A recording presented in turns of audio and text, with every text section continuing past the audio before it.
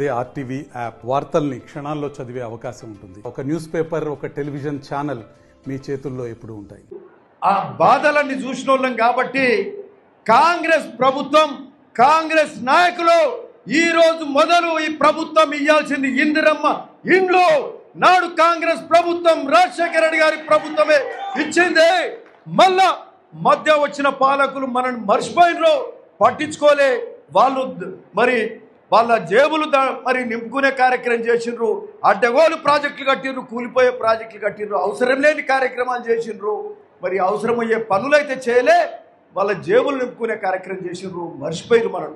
ఈరోజు మీ బాధలన్నీ చూసిండ్రు కాబట్టినే ఈరోజు రేవంత్ రెడ్డి గారి ప్రభుత్వం ఇందిరమ్మ పాలన, ప్రజా పాలనలో భాగంగా ఈరోజు ఇట్లాంటి సంక్షేమ కార్యక్రమాలు చేస్తున్నారు. ఎక్కడ ఏ పేదవానికి ఇల్లు లేని పరిస్థితి తెలంగాణ రాష్ట్రంలో ఎక్కడ ఉండొద్దు అని చెప్పి ఈరోజు ఇందిరమ్మ ఇండ్లు ఇచ్చే కార్యక్రమం దాదాపు 2వ సంవత్సరం మొదట్లోనే ఇందిరమ్మ ఇండ్లు ఇచ్చే కార్యక్రమం మొదలుపెట్టుకోవడం, మరి ఇట్లాంటి కార్యక్రమంలో మేము పాలు పంచుకోవడం చాలా సంతోషాన్ని ఇస్తుంది. మీకు ఎవరికైనా డబ్బు సరిపోతలేదో, బునియాద్ తీసుకోవడానికి డబ్బులు లేవు అని అంటే, ఇంతకుముందు ఆ మహిళా సమాఖ్య అధ్యక్షురాలు చెప్పింది పోచంపల్లి, మేము ఇస్తాం మీకు ₹1,00,000 రుణము అని చెప్పి ఆ మహిళా సంఘాల వాళ్ళు చెప్పిర్రు. ఇది గొప్ప విషయం. ఆమెకు నమస్కరిస్తున్నాం, మహిళా సంఘ సభ్యులందరికీ కూడా నమస్కరిస్తున్నాం. ఎందుకంటే ఇది ప్రభుత్వం నుంచి వచ్చే సొమ్ము. చక్కగా వాళ్లకు ఇనిషియల్గా డబ్బు లేకపోతే మీరు అప్పు ఇవ్వండి ₹1,00,000. మరి ఒక్కొక్క ఇన్స్టాల్మెంట్కు 25,000 పట్టుకుంటే 4 ఇన్స్టాల్మెంట్లలో మీ పైసలు మీకు వచ్చేస్తాయి. వాళ్ళు ఒక పేద వాళ్లకు ఇల్లు కూడా మరి వాళ్ళ ఇల్లు నిలబడుతుందని ఈ సందర్భంగా మీకు చెప్తున్నాం.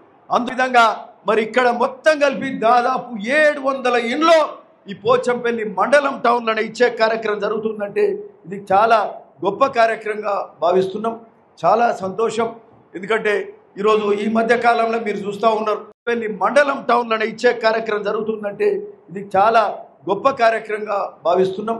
చాలా సంతోషం. ఎందుకంటే దిగ్విజయంగా జరుగుతుంది.